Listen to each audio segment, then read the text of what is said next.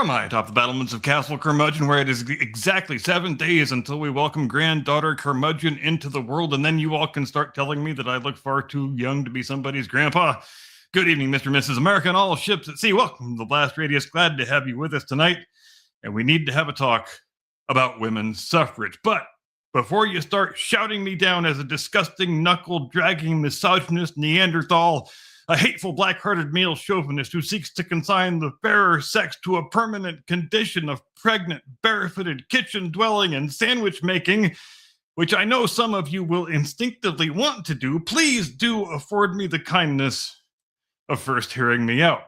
Because I'm not here to say whether universal adult suffrage is a good thing or a bad thing, although I do happen to believe quite fervently, and not without evidence, that an electorate with fewer low-information morons in it is, generally speaking, a better electorate that tends to elect better leaders. But that is a topic for an entirely different monologue. It is neither here nor there for our present purposes tonight. Here, right now, in the third decade of the 21st century, whether you're a liberal or a conservative or some sort of middling milquetoast fence-sitter, there's only one way we like to imagine the events of the women's suffrage movement of 120 years ago. We like to imagine that all women in the early 20th century desperately wanted the right to vote. We like to imagine that all opponents of women's suffrage were either men who sought to deprive women of their natural democratic rights, or poor benighted housewives who just went along with what their husbands said because they were afraid of being whipped in between birthing babies and making sandwiches, of course. But is history ever as simple as we might like it to be? Are the people in history ever the convenient caricatures we want them to be? People we can shove into little categorical boxes of our own conception so we can avoid having to think deeply about matters of nuance and complexity? Spoiler alert, no it isn't, and no they aren't. And you might be asking yourself right off the bat, why do we even need to talk about this? Universal adult suffrage? It's just the way things are supposed to be. To the extent that it was ever not that way, it's only because our ancestors fit into one of those two most convenient of all boxes that feature so prominently in the intellectual open sewer that passes for our present-day political discourse: the oppressors and the oppressed. But it's not that simple, and it was never that simple. Human affairs are not any more complicated today than they were 100 years ago, 500 years ago, 1,000 years ago. We just like to flatter ourselves into thinking they are. We like to imagine that we are automatically wiser, more well-informed, more erudite than the generations that preceded us, when, regrettably, that's far too often the opposite of the actual truth. And furthermore, we like to imagine that we can back-project our own oh-so-enlightened current-day values and perspectives onto our long-dead forebears, so that we can feel superior to them, so that we can look down our noses at them, so that we can bask in the knowledge that we know so much more than those poor bastards ever did. But here is the reality. Women's suffrage happened in the United Kingdom and the United States barely 100 years ago. And 100 years, in the grand scheme of human history, is barely an eye blink. Women's suffrage, and universal adult suffrage more broadly, is still a very radical, very recent experiment, whose effects and ramifications are nowhere close to being fully appreciated, fully settled, and fully understood. It's an inarguable fact that today, in the year 2026, our politics are more gynocentric than they have ever been, and they get more gynocentric with each passing year. Political messaging, all political messaging, irrespective of which party promulgates it, is increasingly carefully calibrated to do one thing: inflame the emotions of female voters. And it makes perfect sense that it should be that way, because female voters are more pliable, more persuadable, and more susceptible to the spurious emotional appeals that now comprise most of the messaging that exists in our current day political ecosphere. And do you know who foresaw all of this? The anti-suffragists who lived 120 years ago. They were not all male chauvinist pigs, and neither were they self-loathing housewives. Many of them, in fact, were among the brightest, most well-educated, most professionally accomplished women that the 20th century, the early part of it, had to offer. And we're going to hear from one of them tonight. Her name was Violet Markham. And on the 28th of February, 1912, at the Royal Albert Hall in London, she delivered an address that was simultaneously a powerful affirmation of feminism and a full-throated denunciation of women's suffrage. And to 21st century ears, that can sound weirdly counterintuitive. But it's not. Not really. And since she can make her own arguments far better than I can, in a moment I am going to read out the entire speech that she gave that day to a crowd of approximately 10,000. But first, I'm going to set the historical and political scene and better acquaint you, the audience, with the speaker and the times in which she was speaking. Violet Markham was born in October of 1872 in Chesterfield, Derbyshire. She was the daughter of Charles Markham, one of the most successful British industrialists of his day, who began as an engineer and then made his fortune as a colliery owner.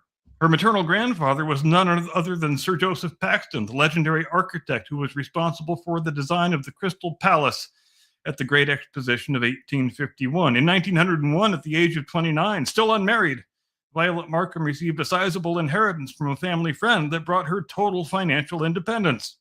She purchased a home in London and then set about becoming a philanthropist and a benefactor for a wide variety of civic causes.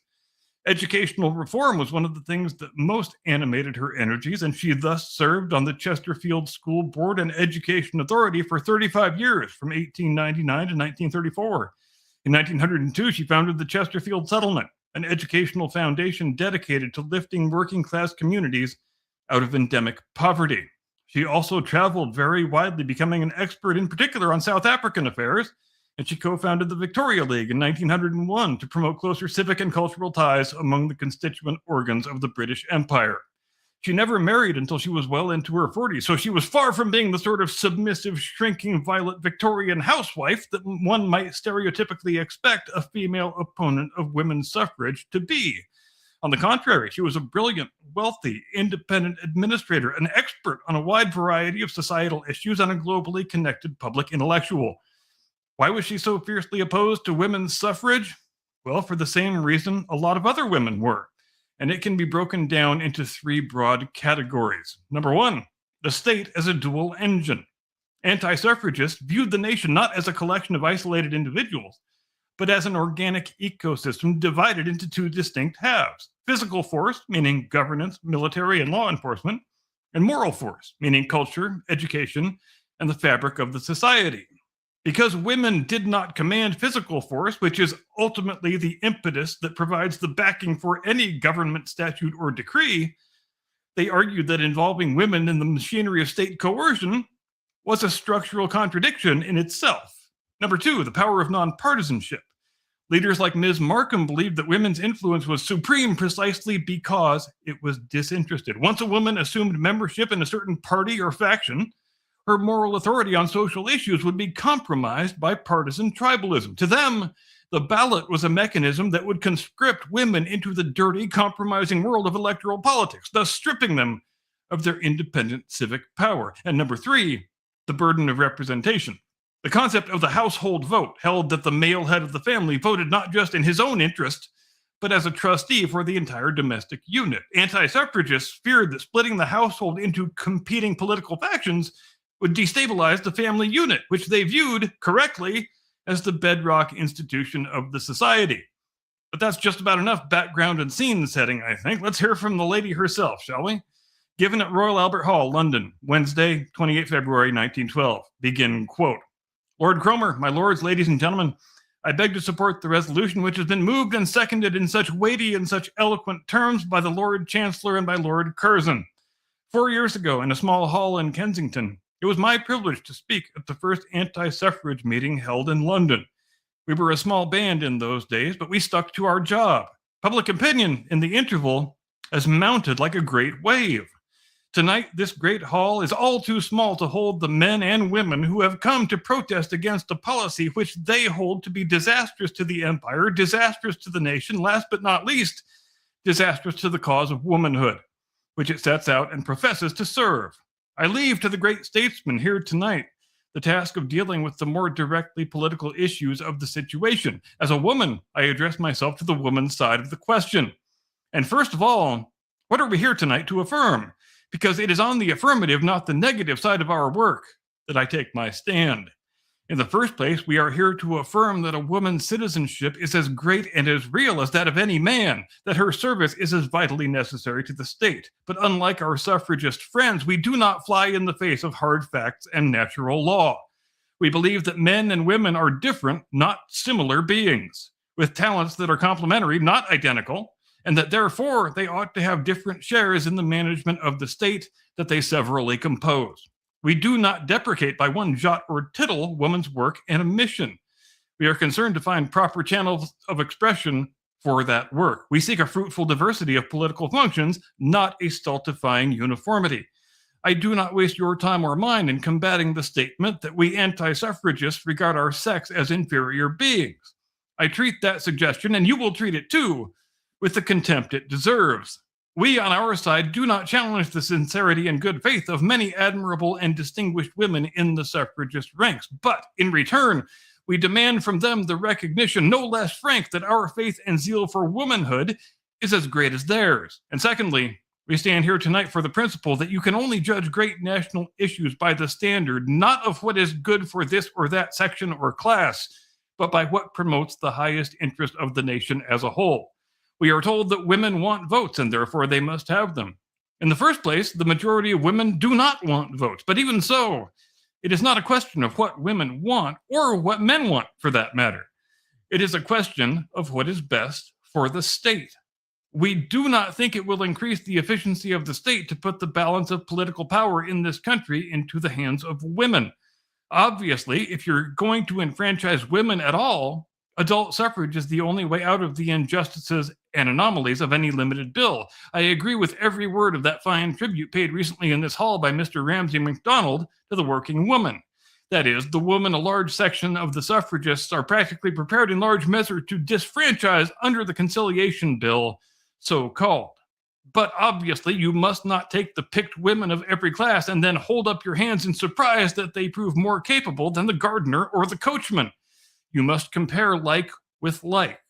Franchise questions are questions of averages. Until you repeal nature's Salic law, the average political experience of the average woman is bound to be less than that of the average man. Man is and man will continue to remain the business spirit of the world and the work of imperial parliament. Work such as defense, commerce, finance, tropical administration is, in the main, work of a nature which lies outside women's practical experience and with which man is best fitted to deal. On these grounds, we reject this policy. We say it will not promote true liberty or true democracy. You must discriminate carefully between real and nominal extensions of those great principles. We say even granting it might bring some advantages to women, those advantages would cancel out obvious disadvantages to the nation as a whole. Further, what is bad for the nation can never in the long run be good for women themselves. For what is not good for the beehive can never be good for the bee. Thirdly, while women are seeking to control branches of public life for which they are not particularly fitted to deal, they overlook and neglect other important public duties for which, on the contrary, they have special aptitudes. Suffragists claim that once they have the vote, they will reform and moralize England. But I want to know, if they are honest in these professions, why they do not make a better use of the rights and votes they already possess. If the work of imperial parliament belongs more naturally to men, the work of local government, with its splendid opportunities for civic betterment and the uplifting of the race, belongs more naturally to women. Here the powers of citizenship and service can find their fullest and noblest expression. And while suffragists tramp streets and smash windows, what do we find? The great field of equal rights and opportunities with men is practically neglected. Think of it, in the length and breadth of the United Kingdom, there are only 21 women elected on town councils, only 3 on county councils, and you have no less than 32 boards of guardians without a woman member on them. Those figures are the most ironical commentary, as they are the most crushing condemnation of the whole suffrage agitation. They expose its essential hollowness in a dramatic manner. The suffragists are always prattling about social reform, but I want to know why, as ratepayers, they tolerate slums and insanitary dwellings, infant mortality, indifferent education, and child labor, ever one of the gravest blots on the escutcheon of a great nation. All manner with which a municipality can deal if it chooses, all matters with which existing legislation has power to deal if only these powers are put into vigorous execution, all matters which go to the very root of a nation's strength and well-being. It is not humbug to talk about women having no share in the national life when, a small minority excepted, they have shown so little practical interest or sympathy in causes which concern the aged, the sick, the destitute, the erring, the welfare of little children. Local government does not lend itself to limelight and self-advertisement and fine phrases about democracy and liberty and natural rights. It means hard work, unsensational work, conscientious work, generally in a stuffy boardroom. Ventilation is more than imperial or local government can ever hope to achieve, but it is work on which the whole future of the race turns. One more word in conclusion. The suffragists tell you that the possession of the vote is the symbol of liberty. I ask you to consider that its absence is a symbol of something even greater, the symbol of disinterested service. Think of what it means to the deeper, more spiritual life of the state that it holds within its ranks bands of devoted workers who are giving their best for the love of the faith within them without one thought of profit or reward. The ugly scramble for place and power, for the loaves and fishes of preferment and offices, that is all part and parcel of these political rights of men some women are anxious to assume. Fighting and struggling for your own hand, we say that this is a bad game when played by men, and it would be an abominable game when played by women. Suffragists claim to stand for the spiritual forces of the future. I tell them that they have not yet learned the elementary spiritual truth that renunciation is eternally a greater thing than possession. In opposing the demand for the vote, we claim to stand for the true view of women's place in the state. One of the greatest Democrats the world has ever known, Joseph Mazzini, laid down the noble proposition that the sole origin of every right is in a duty fulfilled. And we hold that it is through the faithful fulfillment of duty, through service, not self-assertion, that woman will arrive at a true conception of her place in the body politic. End quote. Violet Markham, 28 February 1912. And I leave it to your judgment, ladies and gentlemen, to decide what you hear in Ms. Markham's words of 101 dozen years ago. Do you hear a poor, helpless, benighted Victorian woman who was too dumb to appreciate her own self-interest? Or do you hear a person who is fully cognizant of the fact that when we launch grand, sweeping, unprecedented social experiments, they will have consequences far beyond those that their proponents intend, and those consequences will not all be unambiguously positive, and they will redound through decades and centuries and generations in ways that not even the most astute observer can accurately prognosticate. And while you mull that over, I now convey you into the loving embrace of my distinguished colleague, your illustrious co-host, the one and only, your friend and mine, Mr. Caucasian Sasquatch. Tactical nuke incoming!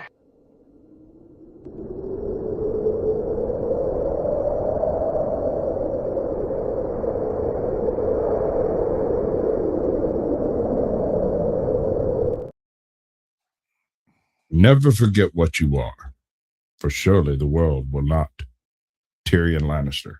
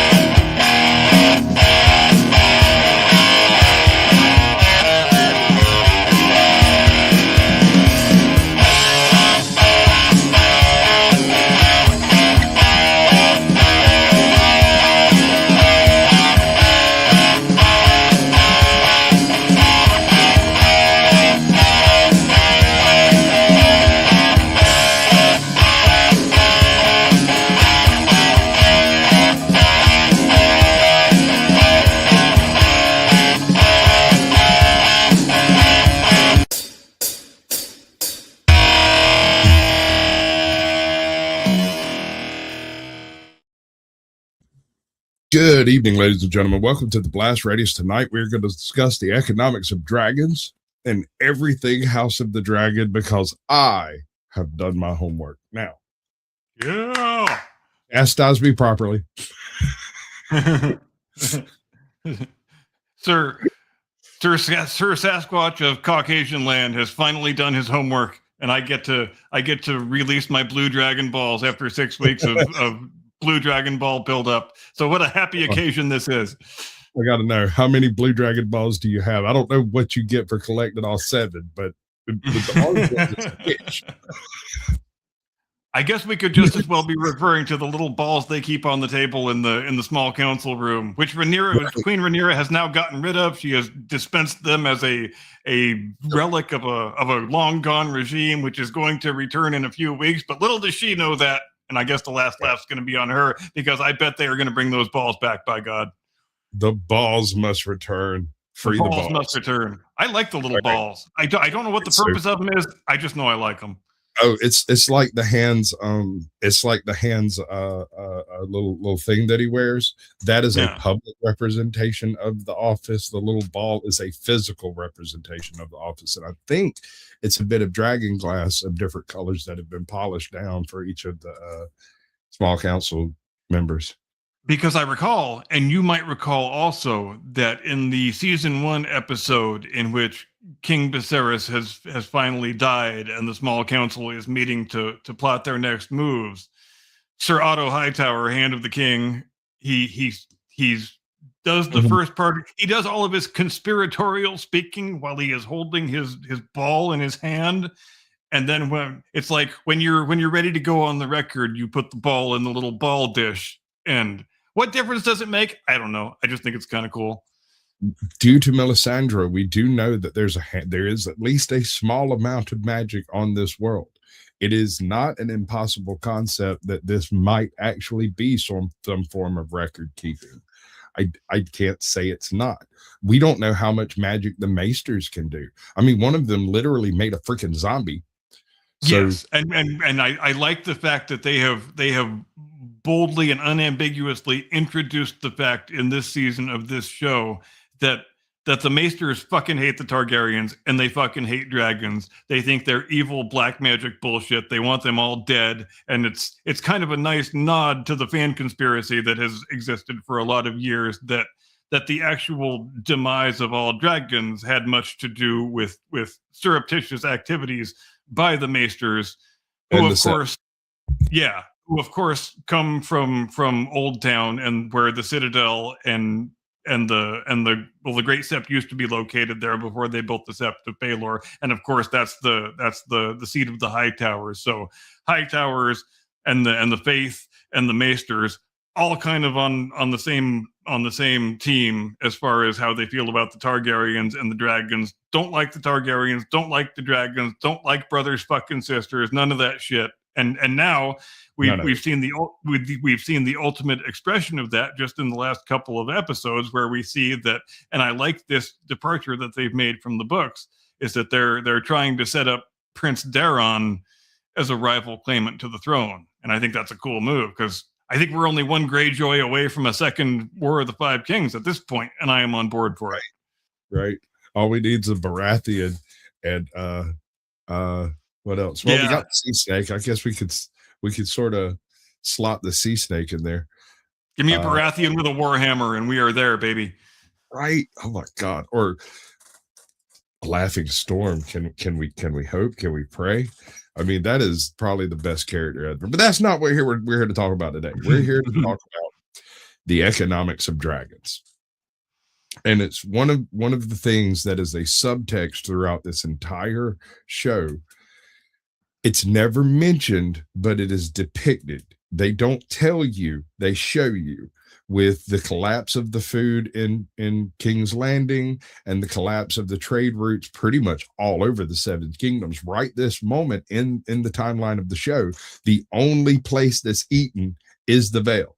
That is it. Everything has been picked dry everywhere else. And because the dragons are so freaking active everywhere, the sheep population and local farmer population has just been decimated.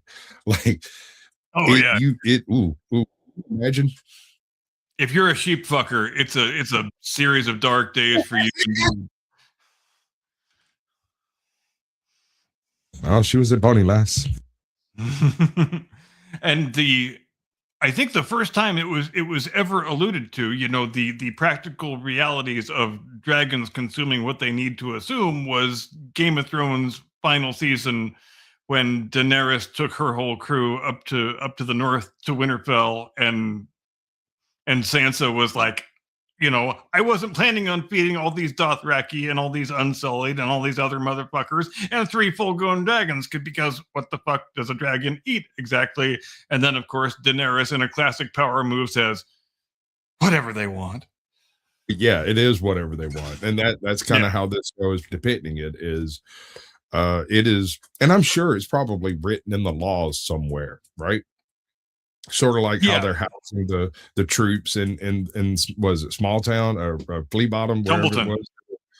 Dumbleton, yeah, they just march 3 people into some random house that's already got 6 people in it, and you've got to cook and clean and do all the stuff for them, and there's no question. And that is exactly why we have a Third Amendment. Yep. And so, are you also just? Is what the dragon eats just part of the taxation? Like, how do you deal with that as rulership? How do you what's the economics on that? That's my question. Well, yeah, and Rhaenyra had to deal with that a little bit during the scene where she was hearing her first series of petitions after she had taken King's Landing and installed herself on the throne. Where first we saw the I think it must have been the Weavers who were saying, well, you brought half a dozen dragons in here. They're eating all the sheep. We have no wool now. And Rhaenyra says she thinks she's got the answer. She says, well, can't we just shave the damn sheep before the dragons consume them? And she thinks she's got it all figured out. But then one of the butchers comes up and says, nah, that doesn't work either, Your Grace, because we still need to get meat from somewhere. And then she thinks she's got the answer for that too. She says, well, what if I let you just do some hunting in the Kingswood? And then that completely horrifies Corlys Velaryon in the hand of the king. She says, your ancestors would be absolutely horrified that you were going to let small folk go hunt game in the Kingswood, because that's the absolute last thing you do in the Kingswood. The Kingswood is supposed to be reserved for the use of the king. That's where all the good animals are. That's where all the stags and all the big fat boars and all the stuff that kings like to hunt, to be available to hunt when they want to go on their hunt.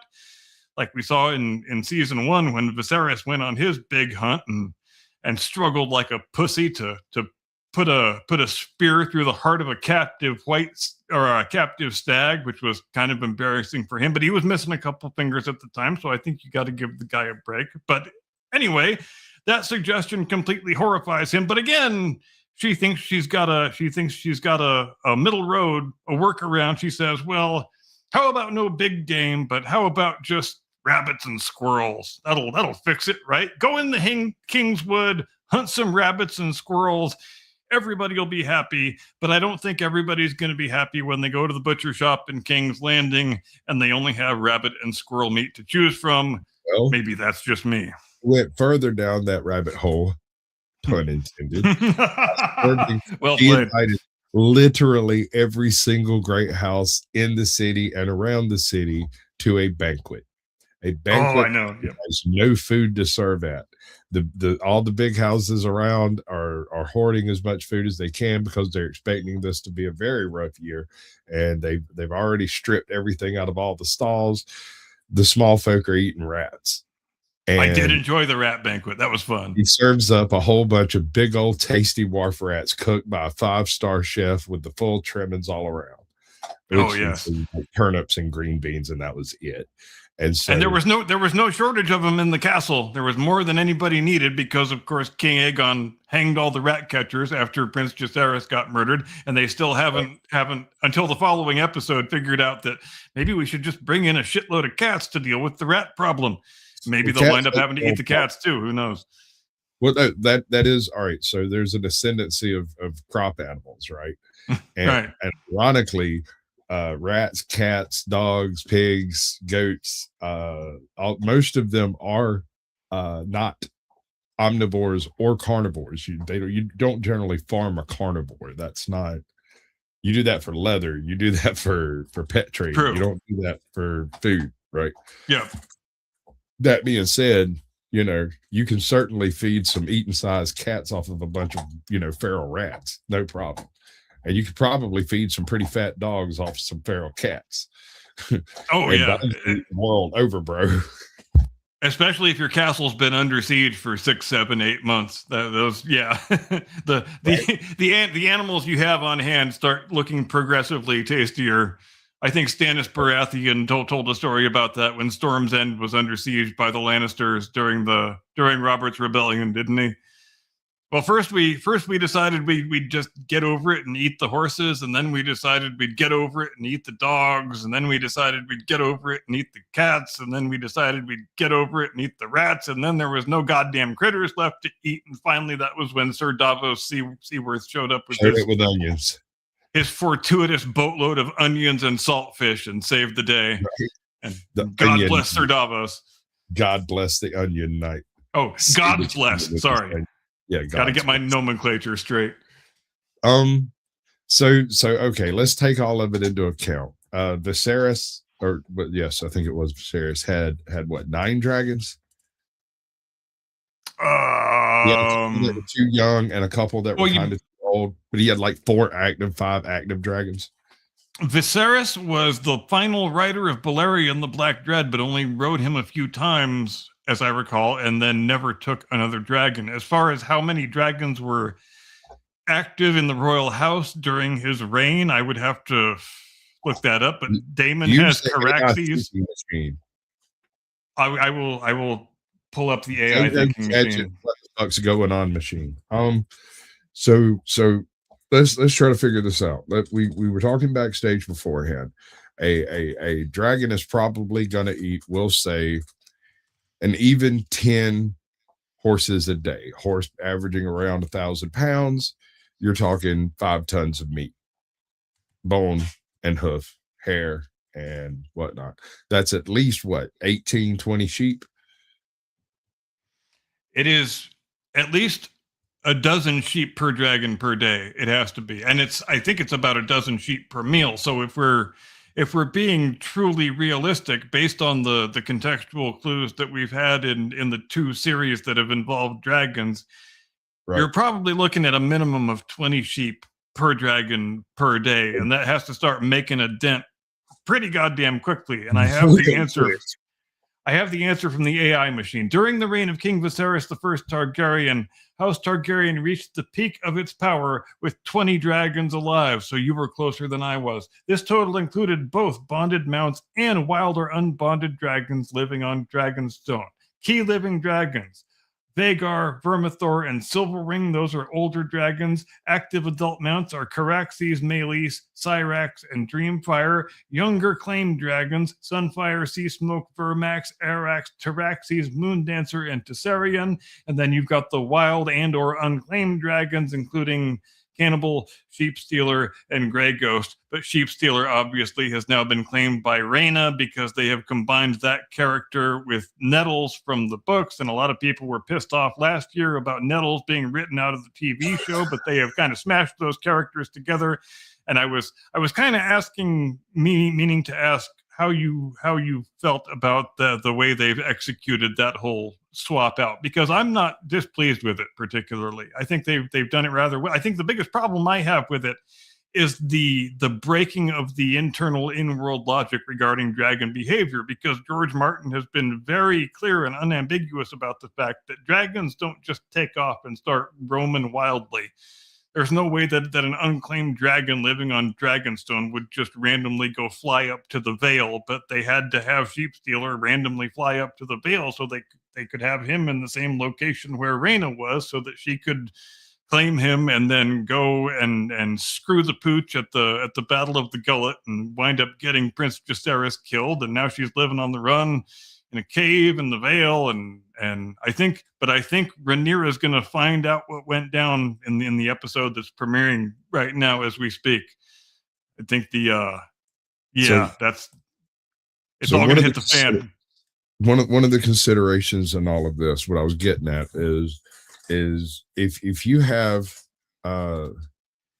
6 dragons operating, and then there's what, another 4 or 5 out there that we don't really know what are doing. We just know there's a couple that hang around Dragonstone because that's where they used to live when they were pups. And then there's the Dark Dread, the Great Calamity. I can't remember that one's name. Well, and out of the list we just read out, some of them already are dead in the show. Like Meleys is dead. Sunfire is not dead. We're supposed to think Sunfire is dead, but I think he's about to come back to life based on he's just taking a nice long nappy nap. And well, I mean, do you see that fucking crash zone that he was in when they found him? He's half buried in the damn dirt. He came down like a meteor, bro. I mean, you might need to sleep that off for a little while. Yep.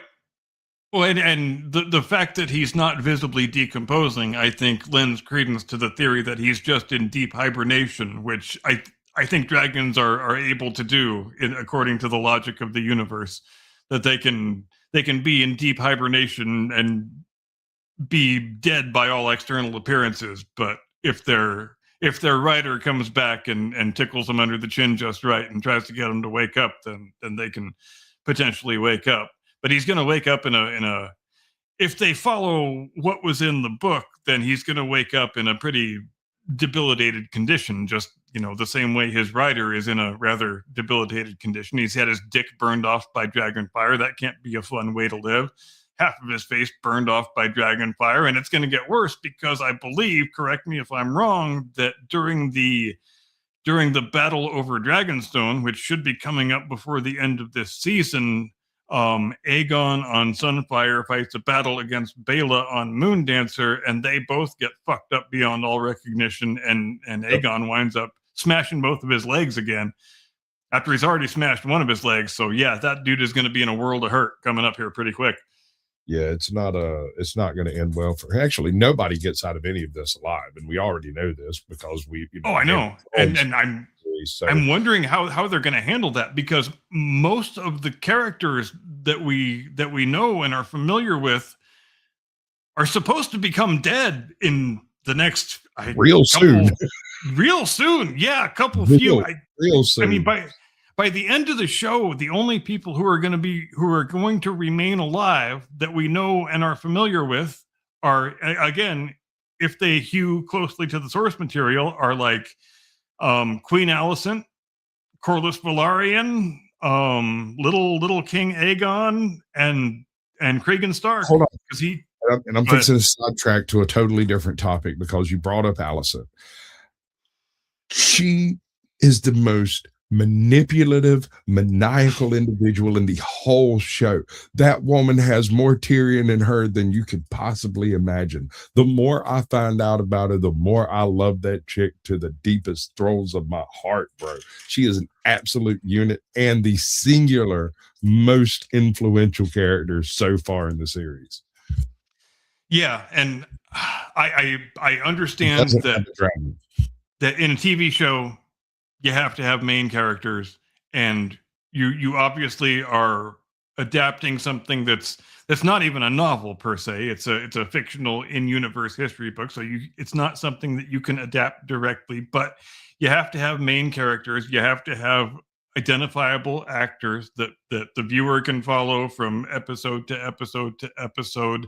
And I understand that they decided early on that the relationship between Alicent and Rhaenyra was going to be basically the centerpiece of the whole narrative of the show. And they took a couple of liberties to get it that way. They aged Alicent down by about 10 years so that they could be the same age. They made them be childhood besties, which wasn't really present in the source material.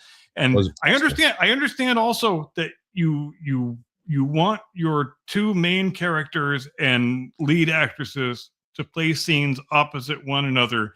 However, I thought in the last season they took it really too far and got kind of ham-fisted with the midnight passages between Dragonstone and King's Landing. First for Rhaenyra to go into the Sept and meet with Alicent, and then for Alicent to go from King's Landing to Dragonstone and meet with Rhaenyra. All of it, break the entire series for everybody. Your suspension of disbelief will be completely thrown out of the water by asking a single question. Exactly. How long does it take to get on a cart and go from King's Landing to Hightower? And then how long does it take for a dragon to fly from King's Landing to Dragonstone? As I understand it, King's Landing to Dragonstone and vice versa is a day's voyage by sea and about half a day by dragon. And obviously there was no dragon travel involved here. It was all very, very surreptitious, very, very get me on a boat with my one Kingsguard knight, and it just would never happen, dude. And then the dressing up as a nun, and it's just not logically possible when it comes it's down not logically possible. It breaks the whole internal logic of the universe, and it's too far of a bridge to cross just because you want to invent an excuse for your two lead actresses to play a scene together, in my opinion. Right. Okay, so next step. How long does it take a 95-pound waif to starve to death?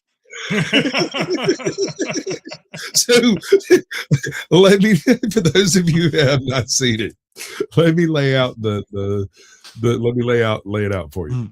Sheep Stealer, one of the most terrifying dragons in all of Westeros. He is known north and in Bravos because occasionally he'll even show up there and go jack an entire flock of sheep and then just fuck off back to the south somewhere. Most often seen on Dragonstone. Wild dragon, old dragon, never claimed by anybody.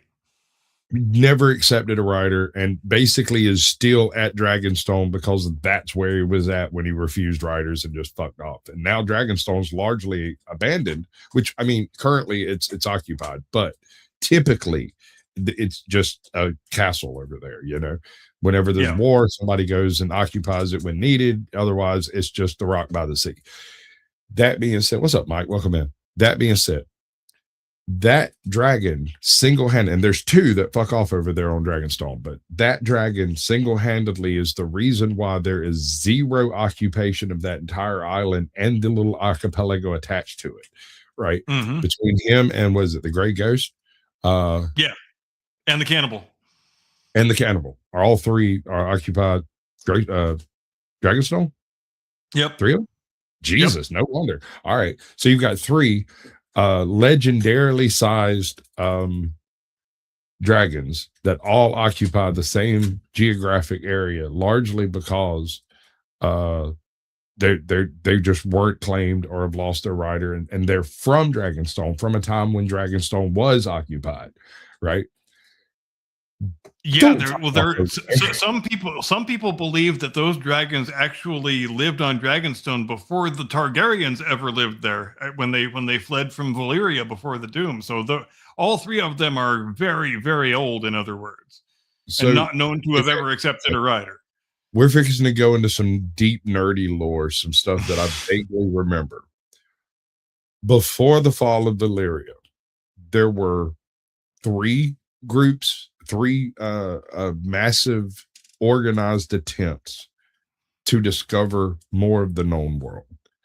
Valyrians had outposts, kind of like our Atlantis, all over the world. They were a world power in a world that has magic and dragons and all of that stuff. And the best analogy I can make is the Kingdom of Melniboné from Michael Moorcock.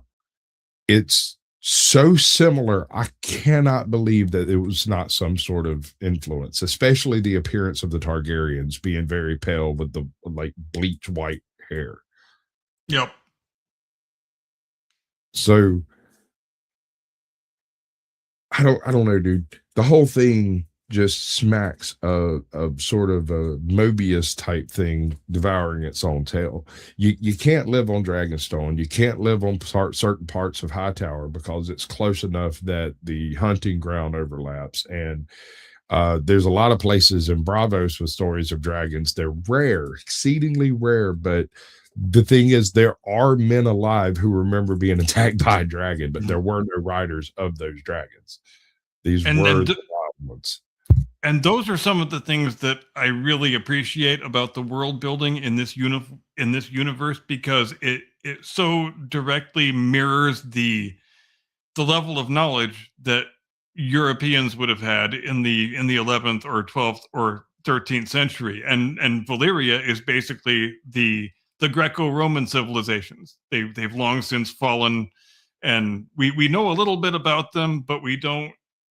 Many of the records have been lost, and we don't we and so when records are lost, then you fill in the gaps with legend and supposition and fantastic fictional beasts sometimes. And but Right. the only difference here is that dragons are actually real.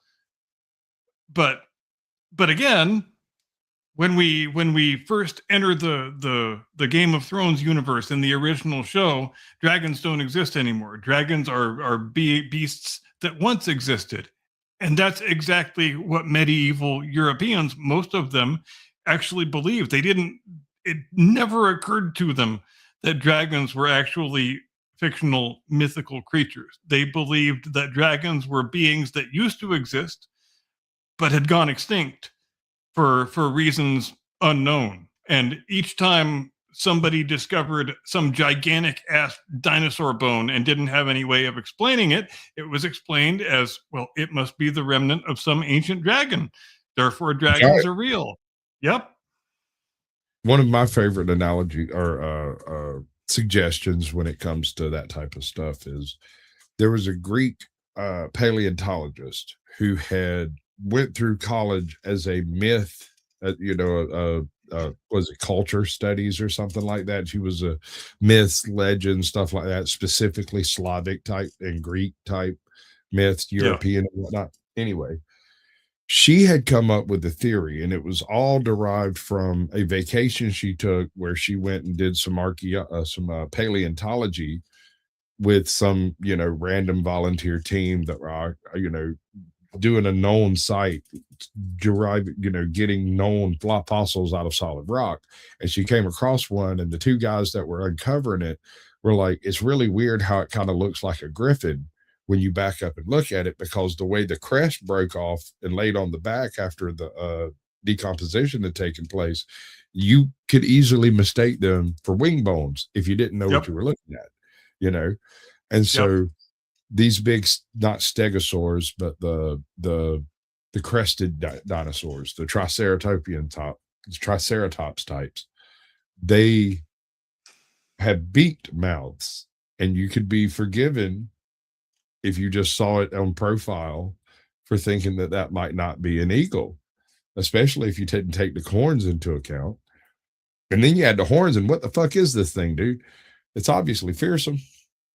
Well, and also, let's say you find a fossilized pterodactyl, which could very easily be mistaken with the level of knowledge that existed in medieval times for perhaps a juvenile dragon of the physiological type that we see in the Song of Ice and Fire universe, where it's not 4 legs and 2 wings, but rather it's 2 legs and two bat-like forelimbs that provide flight and locomotion, and also function as front legs when the beast is on the ground.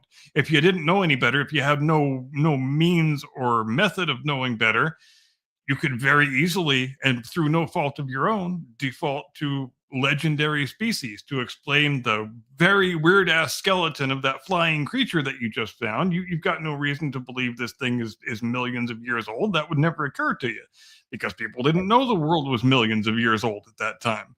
And what's really fascinating is that so many disparate civilizations, for such a series of totally disconnected reasons, independently developed their own mythologies about giant fire-breathing flying reptilian creatures.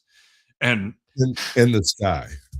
Yeah. And anthropologists have spent decades and decades and centuries trying to figure out why exactly that is, and they're really no closer to an answer because there is no common factor that explains it. You've got it can't be exclusively from the fossil record because the Norwegians and the Swedes and the Finns have dragon legends, and that part of that part of Scandinavia is completely bereft of dinosaur fossils from what we know compared to most of the rest of the world. And East Asia, different dragon legends. West Asia, different dragon legends. Polynesians, Different dragons. dragon legend. Yeah, all Here's over the one thing I goddamn wanna place. point out. They're different dragons too. They're not ubiquitously the same. There are certain Right. features that they seem to share, like the Native American legends tend towards the Thunderbird types, but farther south you get, the more large flying reptile in the sky they become, right? Uh, Yes. I'm And not there's aware of a good dragon analogy except for a handful of the supposed sea monsters and lake monsters associated with North, like the Algonquin and the Iroquois. But right. outside of that, And I'm that unaware of dragon legends.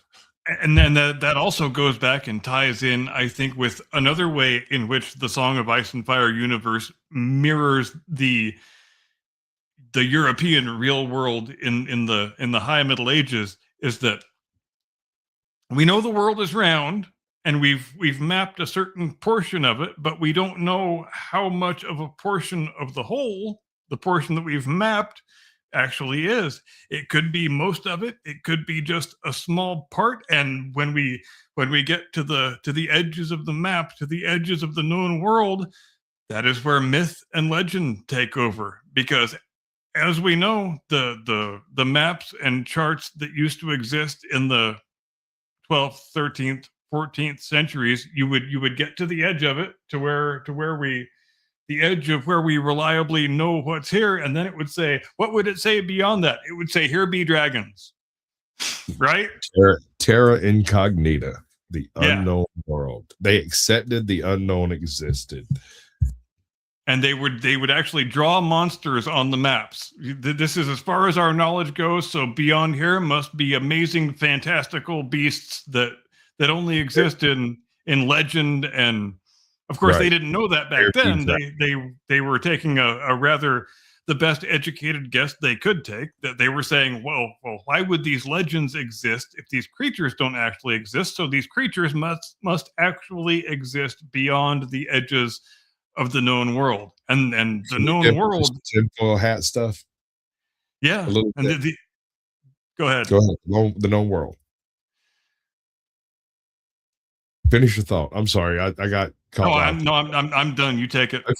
Okay. So one of the things that's always intrigued me isn't so much the old maps that we have.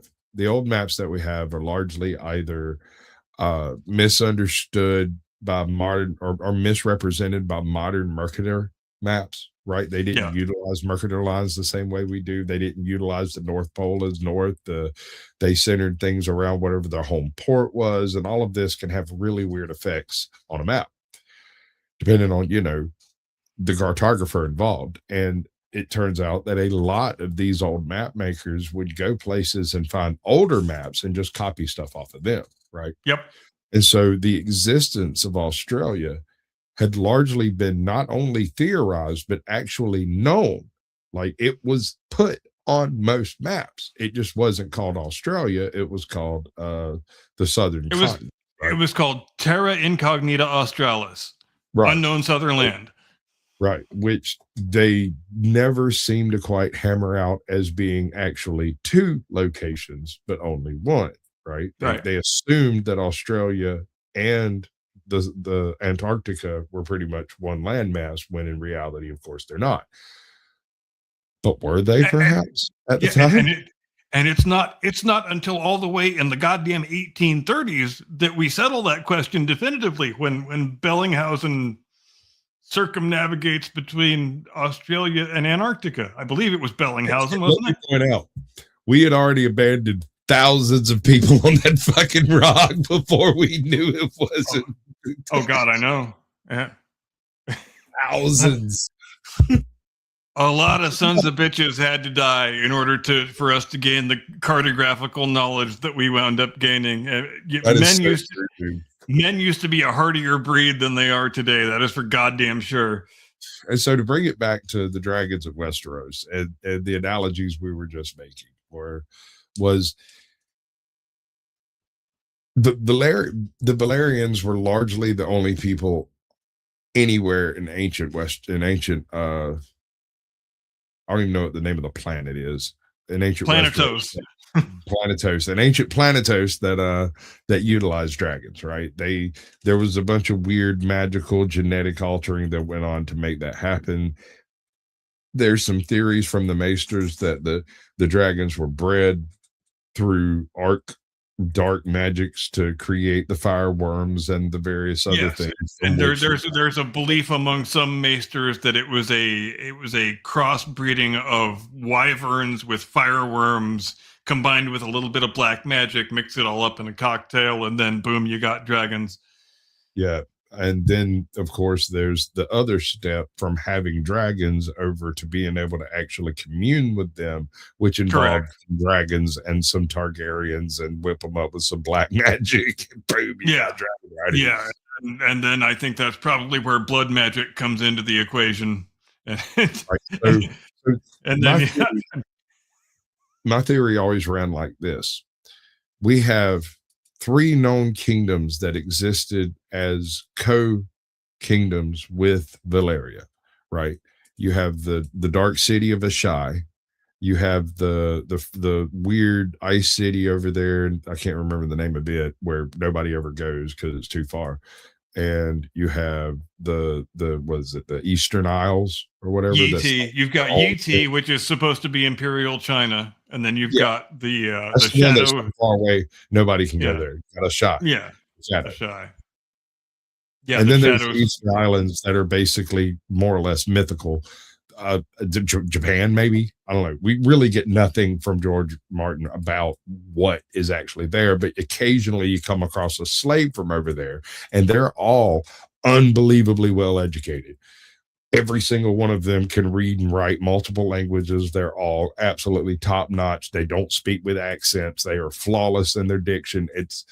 They're renowned the world over for being, excellent translators, linguists, mathematicians, accountants, you freaking name it. And so they are highly sought after and almost never seen. But there's never been a Westerosi Marco Polo yet that we know of. So somebody who visited the Far East and came back with detailed accounts of it. I guess Corlys Velaryon is kind of close because he's done his 9 voyages and been about as far as anybody else has been. Well, no, there was that chick back in the day. Alyssa Farman.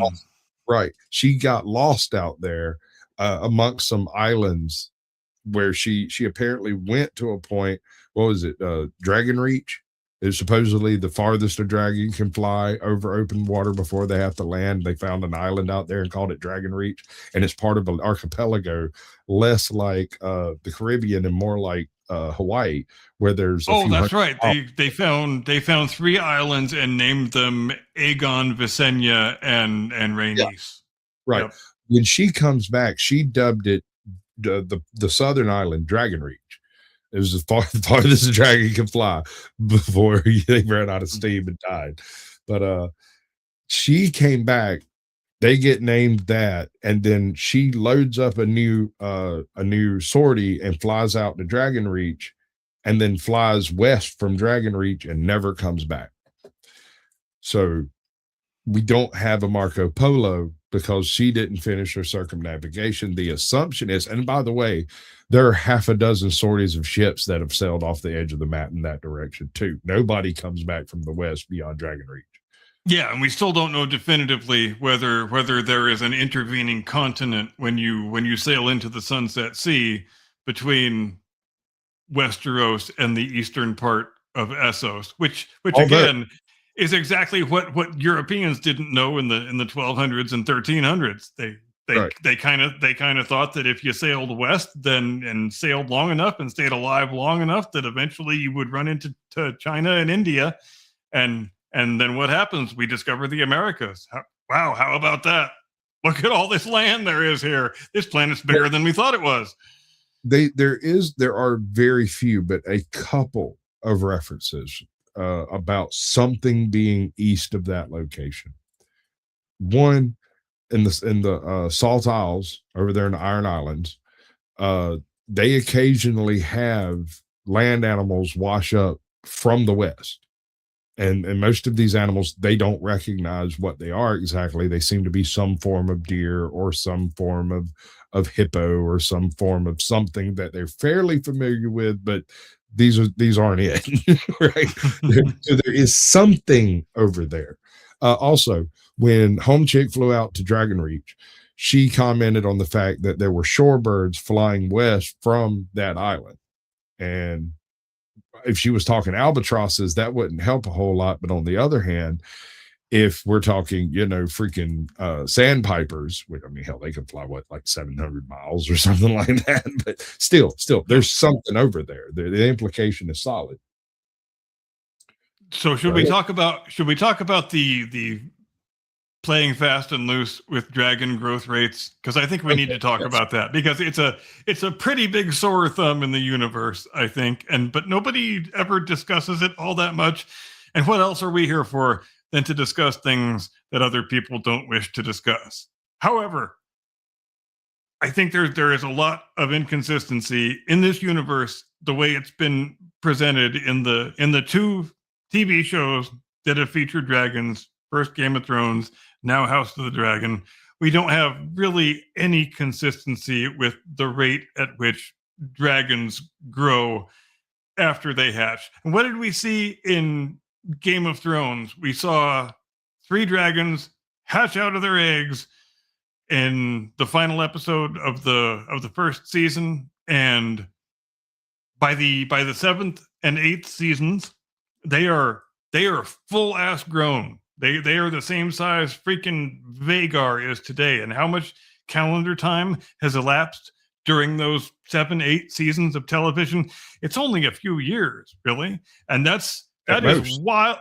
At most, yeah. And that is wildly contradictory with what we see in House of the Dragon, where a dragon hatches and it's a hatchling for a year, 2. It doesn't get big enough to fly until the rider is a teenager. Just let's take Daeron Targaryen and his dragon Tessarion for one example. That was his dragon egg that was placed in his cradle. It hatched when he was still an infant, and it's only just now, when he's 15, 16 years old, as it's been stated in the show, that it has just now become big enough to start riding and going to battle. And compared to all of the other dragons in the show, it's really quite tiny. It's about the same size that Vermax was, Jacaerys's dragon that got killed along with his rider, the Battle of the Gullet, earlier on in this season. But that's another one of the dead dragons they find when they're wandering around out there. I think, was it Aegon? No, the freaking timey-wimey guy.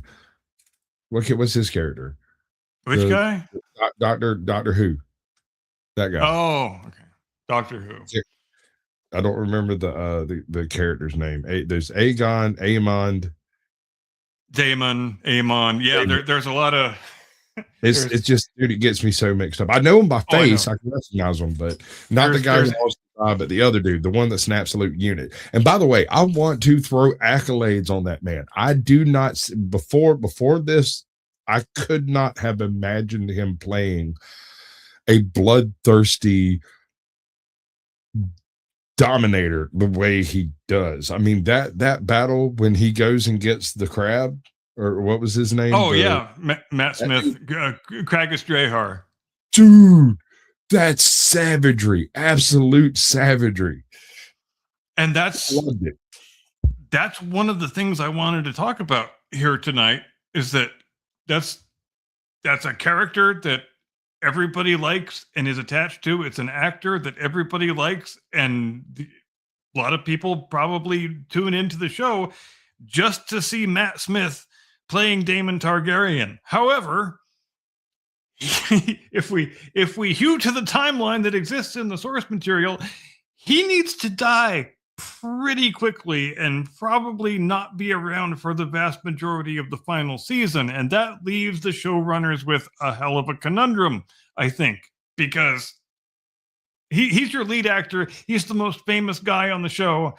And yes, I know there is precedent for killing off your lead actor at the end of the first season. They obviously did it with Ned Stark first season, Game of Thrones. But how far realistically can you push back the battle over the God's Eye in the timeline, and in order just to keep Matt Smith and his character Daemon Targaryen around? Because remember also that Aemond Targaryen also has to die in that battle, because they both go down and get killed battling each other, and both of their dragons go down and get killed, and all goddamn 4 of them sink into the bottom of the God's Eye.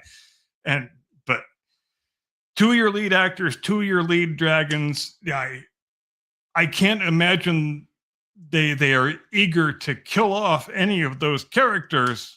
And I just wonder how much they are willing to play fast and loose with the timeline in order to keep them around as long as possible. Because realistically, they probably should die in tonight's episode. But I think tonight's episode is the Butcher's Ball, so they probably next week's episode at the absolute latest. If you're going to hew to the timeline, go ahead. That specific battle where I think 5 dragons die and 4 of the dragon riders, one of those dudes survives, but he is fucked up afterwards. I'm not sure any of them actually die in the battle. I think they all die from like festering wounds or burns and shit, like, because it's fucked up. But there's a name for that battle that's not usually used amongst Targaryens. It's like the Night of Tears or something like that. The day that the night the sky rained blood. Well, in the references in the battle over the God's Eye, Aemond and Daemon and Caraxes and Vhagar all get directly killed. No wounds or nothing. They all die directly, sink to the bottom, and then they have to also do the Battle of Tumbleton, in which the 2 of the dragon seeds, Hugh and Ulf, Turncloak, switch sides and go from Rhaenyra's side to the green side. And right, both of those things have to be dealt with in the next, how many episodes? We've only got 2 episodes left this season after tonight. I guess 3 episodes technically, as far as what we've seen. And I wonder how they're going to fit all this shit in. I really do, especially since the seasons have been truncated from 10 episodes to 8. I don't know how they're going to pull it off. Bro, the first episode, when they come in, what is he taking? Harrenhal? Yeah. I'm not sure it was Harrenhal. That whole sequence of him just burning his way in. Oh my God, dude. That's what I've been waiting on, for a show using dragons to actually use the freaking dragons, dude. Because logistically speaking, yes, a dragon gives you aerial superiority. Yes, the dragon gives you an almost unlimited amount of firepower. At the same time, it's a very heavy cost unit, right? Like, one of your greatest fighters is trained up to be able to go out and single-handedly stand on a freaking battlement with his dragon and take the fucker. And you got 6 of those guys flying around. But are they worth 10,000 units? 20? I mean, without the 20,000 units, you lose the castle anyway, right? Right. So without the boots on the ground, the dragons are virtually useless. They're only there for reprisal. Yeah, and that's a very real issue that exists in real world combat, even here in the 21st century. There is a limit to how much you can do solely with an air force without putting infantry boots on the ground. Right. It's a question that we're dealing with right now today. Yep. Over in a certain part of the world. So what I'm getting at is this. Aemon shows up, he completely just decimates Harrenhal and gets gigged by some asshole in the back, and then gets kept by some witch that just happens to hang out in the walls or something. I don't know what's up with that chick, dude. Like, she creeps shit out of me.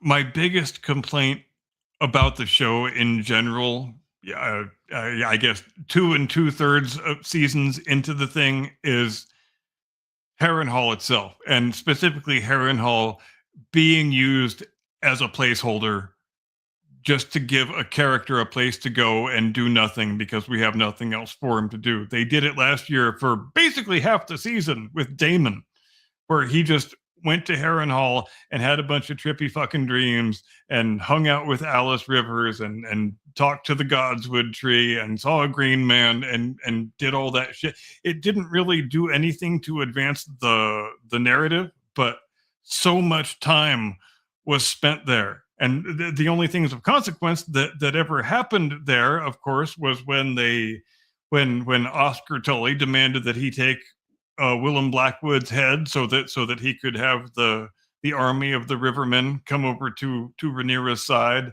And this year they're doing the same thing, but they're just doing it with Aemond instead of Daemon. They didn't have anything for him to do, so they just had him go there and get stabbed and convalesce. And same shit, just bunch of trippy dreams and kill some invaders and what have you. And the choice to have Vhagar take off and disappear is a strange thing, and I don't really understand what they're seeking to achieve with it. Maybe we'll get some kind of answer in tonight's episode, but I'm not sure, because in the book, Criston Cole and his army and Aemond and Vhagar are never separated. They march through the Reach and they all together. rain so much shit down on everybody that's against the queen at that point. Like, they are an absolute freaking terror. They operate with zero engagement tactics, zero engagement doctrine. They just kill everything they encounter in those woods that aren't under their own banners. And it's a very different story. It is. And I guess they wanted to do it that way so that Criston would have this sort of asymmetrical guerrilla warfare thing that he's been doing for the last couple weeks, where what a weird choice. It is a weird choice. We're outnumbered 20-1, and we're just gonna do rear guard actions and sabotage and little raids and what have you. And historically speaking, a guerrilla war tactics like that are superior to in full invasion status, right? It'll only work for a certain amount of time, and it only works to a certain point, but it can really, really throw the sand in the gears of a war machine on the way forward.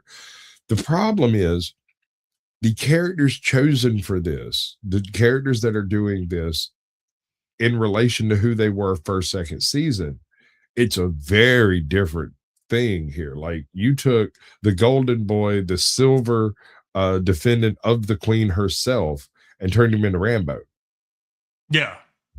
And they took Gawain Hightower, who in the book, he's in King's Landing this whole time and winds up getting killed already before now. They took him and stuck him with Criston and his army, he almost functions as kind of a viewer insert character. The guy who looks around and says, these people are all fucking mad. I want to get the hell out of here. These people are goddamn crazy. I don't want any part of this nihilistic suicide mission, which of course he finally reached his limit in last week's episode and decided that he was going to GTFO and go to Tumbleton and meet up with his cousin Ormond and try to find someone less depressing to hang out with than Criston Cole, who's just on a death wish mission. Really, he just wants people to sing songs about him. He doesn't care when he dies, how he dies. I just want people to sing songs about me, and maybe Queen Alicent will hear one of them, and maybe her coochie will get wet, and that's all I want out of my death. I want to do a little housekeeping here, and I do not understand why this is the case, but Ahimsa, for whatever reason, you're not showing up in StreamYard at all. I just now noticed that you're in chat. So welcome in. Appreciate you being here. Much love. Don't let the man get you down and all of that. And try not to get bit by a dragon. Words to live by. One of the issues. All right, so the scene where the guys keep showing up at Harrenhal saying, I know Aemond's here, I know Aemond's here, I know Aemond's here. She's always like freaking them out. All right. The specific scene I'm talking about is when the second or third group shows up and she meets them out on the courtyard. People who haven't read the books wouldn't understand how fucking awesome that scene really is. Harrenhal stood against dragon invasion for 1,000 years until some asshole, and I can't remember which one, I think it was one of the Rhaegars, he basically white flagged his way in and then killed everybody from the inside, and then had his dragon dig his way into Harrenhal so that this would never be a problem again. Now, when she meets those 3 guys or 4 guys or what it was, and they're talking about where's Aemon, and she does the weird, creepy, I'm a witch thing, and then tosses the fucking thing over her shoulder, the rock, what she's doing is tossing a rock into that hole that's maybe 200 feet deep that got dug into the bottom of that castle so that nobody could ever use it as a readout against dragons again. And it is renowned the world over to be so full of bats that nobody can stand to go in there. The lower reaches are completely full of guano. This place should have been mothballed a long time ago, and yet they still occupy it in and out of wars, which is really cool. And then later on, when the next band of dickhead gormless bounty hunter assholes show up, we get the 5th attempted sexual assault of the season. It's getting kind of weird the way they keep shoving these attempted sexual assaults into the attempts are weird. Like practically every episode. Go ahead. Is how much it fails, because you're not talking about soft men here. These guys don't ask, and the idea that offending somebody in the room might stop that dude from doing something, that's kind of weird. Now, the high tower one, I understand. Somebody trying to get down on Alicent better be watching their fucking gonads, because she's going to end up with them bitches pegged to the end of her fucking door, dude. Like, yeah, no. And we get that one, and then we get the one in Tumbleton with Hugh's wife and the soldiers who are being billeted in the house, and then we get the one with Alice in Harrenhal. Oh, and no. I have you missed the first one. The very first one in the very first episode. One of the princes is walking through, and a chick runs screaming from some soldier's tent. Oh yeah, when Gwaine sees it, and he goes and tells Kristen, and Kristen doesn't give a fuck. He's like, "I'm painting my shield, dude. Go hang the motherfucker if you want. Don't bother me with this shit." And he said, "I'm not his commander, asshole. I don't really have the authority to hang him. I'm just kind of here as an observer, How about put away your labia and relocate your testicles and go deal with this shit and stop painting circles on your fucking shield." Right. You got me, bro. Instead, it's just, hang him if you want. What I was working towards was Aemon coming out. He's injured. But I want to point out, and it's something that you get to see a little bit of it when he invades the place, but it's more well demonstrated in this fight. He cuts down like 10 people when he comes in, like just single-handedly as an absolute unit. This is one of the top 5 swordsmen on the planet. Him, Daemon, and hell, probably 2 more would be either Targaryens or their relations, because those are the people that have the money to do the training. And then you've got that asshole that's in the King's Guard that's Alicent's maid man, right? He's an absolute freaking unit too. And do you know why he's a unit? Why is he a unit? He didn't serve at court in the way that most of these people did.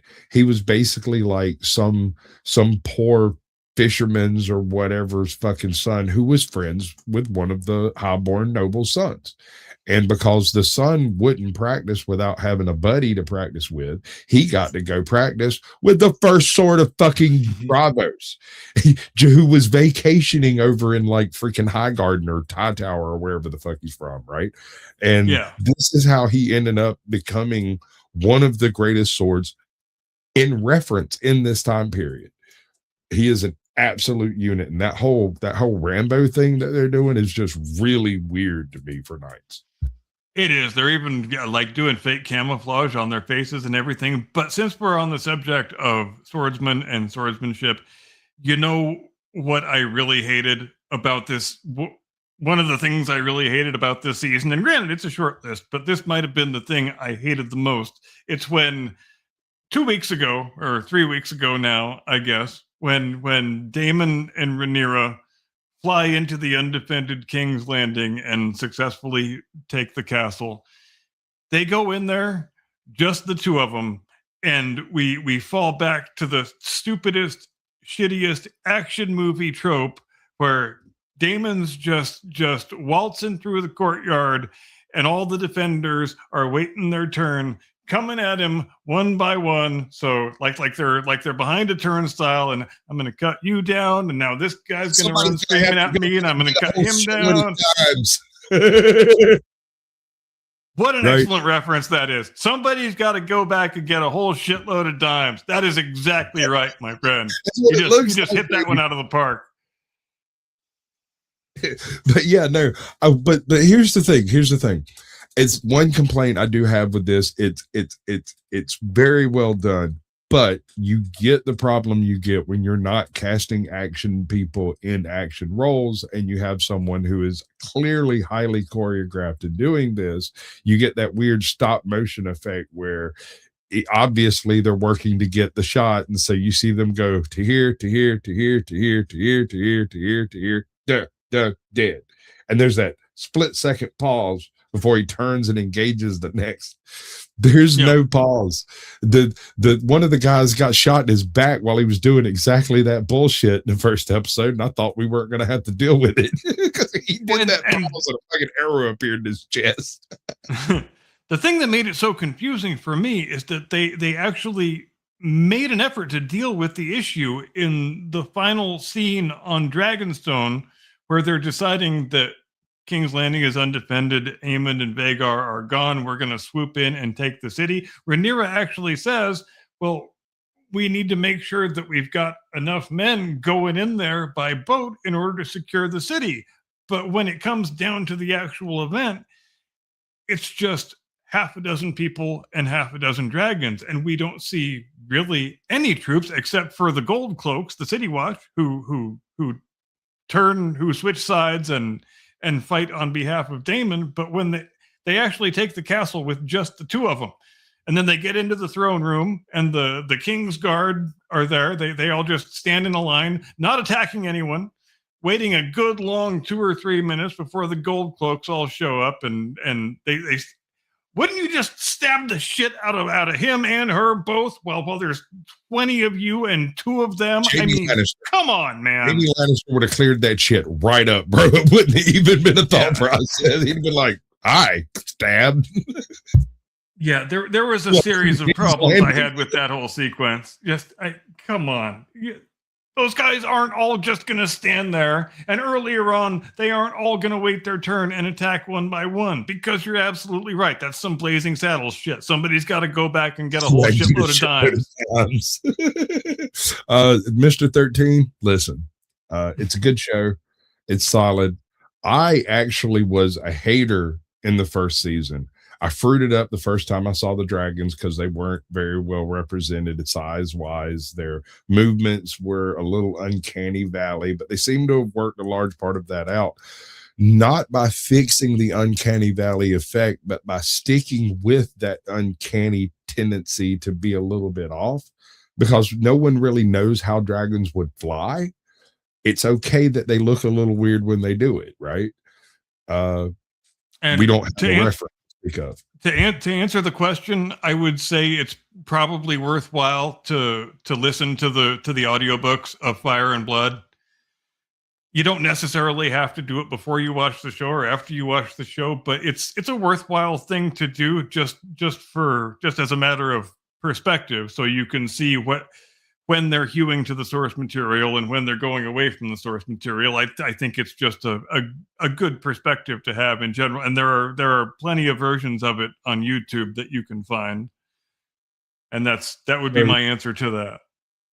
When Game of Thrones first started up, my wife's father was already a huge Martin fan. And I happened to be coming through, and he asked me, he's like, "Hey, are you going to watch this show?" And I was like, I don't know. I don't really have HBO. And the dude paid for HBO and then sent me a full collection of almost everything except for the stuff that was printed after, the Song of Ice and Fire extended bit. It wasn't none of the Duncan Egg stuff. It wasn't none of that stuff, but it was the basic books. And I read the first one and then I found them on audiobook and just got those. I think I might have read every word or listened to every word he's put to paper at this point. I'm not certain, but it's at least most of it. Yeah, I'm kind of in the same spot, and I have a hard time. I know some people are able to listen to audiobooks and retain it just as well as they do reading words on a page. I just can never get to that place. I never retain a thing as well listening to it as an audiobook as I do reading it in a traditional book, words on paper. Sure. I don't know how anybody else is with that, but I wish I could get to that place. I've tried. I just can't do it. I retain some stuff, but I retain it imperfectly. Like I've probably listened to the audiobooks of Fire and Blood 2 or 3 times, and I still don't feel like I've retained all the information as well as I would have done if I had actually read a physical book. Here's a weird thing with me, and this is absurd. I can remember things that I've listened to, and you can say I'm crazy all you want, but I can remember things that I listened to while I was asleep. If I hear a reference later when I'm awake, I might not have a crisp memory of it, but I'll remember, wait, hold on. There was a dragon. He stayed near that place. He did what was it? He was like Raging High Garden or some shit for 2 or 3 years. And then he just fucked off Dragonstone. I don't remember what book that was in exactly, but that High Garden finally got to face the dragons for real. And it wasn't anybody riding the goddamn thing. It was just a random wild dragon that showed up and just completely raised High Garden to the goddamn ground just about for being a bit. They shot at him. They shot at him while he was flying by. Do your dreams correspond with the thing you're listening to sometimes? Sometimes it's like I'm not even asleep. It's very strange when that happens because I'll in my dream, I'm doing something that I'm doing all the time, which would be sitting here at the desk or watching TV or sitting in the living room, driving a car or whatever. And I'm riding along listening to an audiobook, and the audiobook's part of the dream, which I think is the only reason why I can carry the memories back into the waking state. I don't know if anybody else can do that.